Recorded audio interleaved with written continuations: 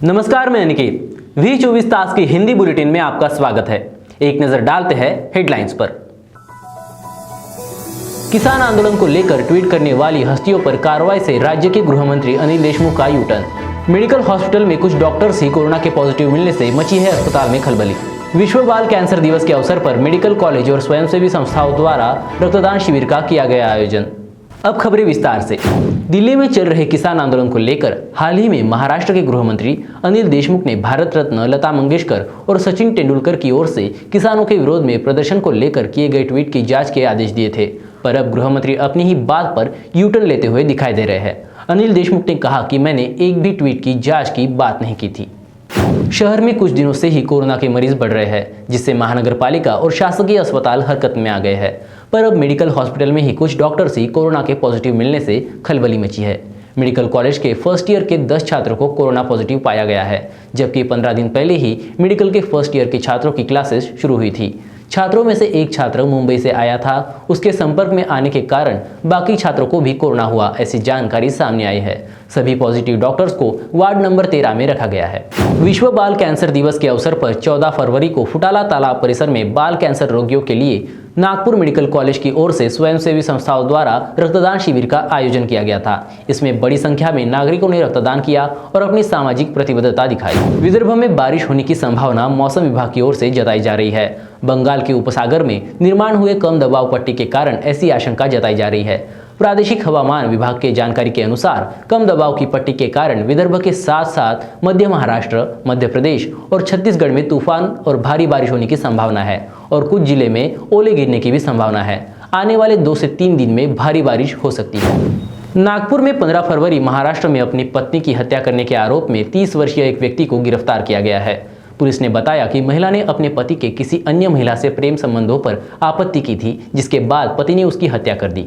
एक अधिकारी ने बताया कि दंपति की शादी महज 40 दिन पहले ही हुई थी। घटना शनिवार की है, जब दीप्ति ने अपने पति अरविंद नागमोती की एक दिन पहले दूसरी महिला के साथ कॉल रिकॉर्डिंग देखी और इस बात को लेकर उनमें झगड़ा हो गया। अधिकारी ने कहा कि झगड़े के दौरान नागमोती ने तकिए से दीप्ति का नाक और मुंह दबाकर उसे मार डाला। उन्होंने कहा कि दीप्ति के माता पिता रविवार को नागपुर स्थित उसके घर पर आए, तब घटना का पता चला। अधिकारी ने कहा कि हत्या का मामला दर्ज किया गया है।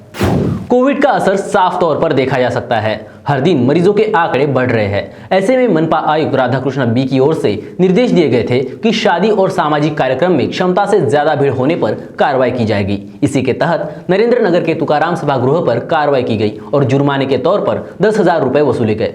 मनपा ने धंतोली जोन को भीड़ की शिकायत मिली थी।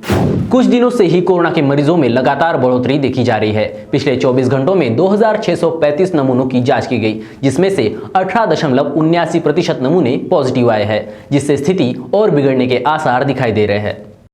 पिछले 5 दिनों में जिले में 2,258 नए संक्रमित मिले हैं। जिले में अब तक 1,39,253 पॉजिटिव पाए गए और 4,236 लोगों की मौत हुई। सोमवार को 281 स्वस्थ हुए। इसके साथ ही अब तक 1,30,759 स्वस्थ हो चुके हैं। स्वस्थ होने का दर घटकर 93.90 पर पहुंच गया है। वर्तमान में सक्रिय मरीज 4,258 पर पहुंच चुके हैं। सप्ताह भर से औसतन 450 से 500 मरीज मिल रहे हैं। मिले संक्रमितों में शहर के 439, ग्रामीण के 57 और जिले के बाहर के 2 है। तोतला डोह एवं बावनथड़ी परियोजना के प्रभावितों को तत्काल मुआवजा देने के निर्देश प्रदेश के पशु संवर्धन मंत्री सुनील केदार की ओर से समीक्षा बैठक के दौरान दिए गए। केदार ने 27 मार्च के अंत तक इस विषय पर जानकारी देने को कहा है। जिलाधिकारी कार्यालय में विभिन्न कार्यों की समीक्षा करते हुए केदार बोल रहे थे। जिला परिषद अध्यक्ष रश्मि बर्वे, जिलाधिकारी रविंद्र ठाकरे, उप जिलाधिकारी सुजाता गंधे एवं सिंचाई एवं जल संपदा के अभियंता पदाधिकारी मौजूद थे। भूधारक किसानों के नाम 7/12 प्रमाण पत्र का पंजीयन, जमीन की दर, किसानों के बैंक खातों में जमा निधि के संदर्भ में रिपोर्ट देने का आदेश केदार ने दिया। केदार ने कहा कि शासकीय निधि की सभी जवाबदारी राजस्व विभाग के पास है। 27 मार्च तक सभी जानकारी पेश कर परियोजना प्रभावितों को जल्द मुआवजा मिलना चाहिए। कुछ दावासियों को घर का मुआवजा देने एवं नागरिक सुविधा उपलब्ध कराने के मामले में केदार ने पहल आरंभ की। उन्होंने आदिवासी बहुल गाँव एवं तोतलाडोह के मामले को चुनौतीपूर्ण बताते हुए समस्या दूर करने के लिए सामूहिक प्रयास पर जोर दिया। शहर में हो रहे अतिक्रमणों पर मनपा के तोड़ू दस्ते की जोरदार कार्रवाई चल रही है। इसी के चलते सोमवार को शहर के अलग अलग इलाकों में कार्रवाई करते हुए मनपा के तोड़ू दस्ते ने 380 अतिक्रमण हटाए गए।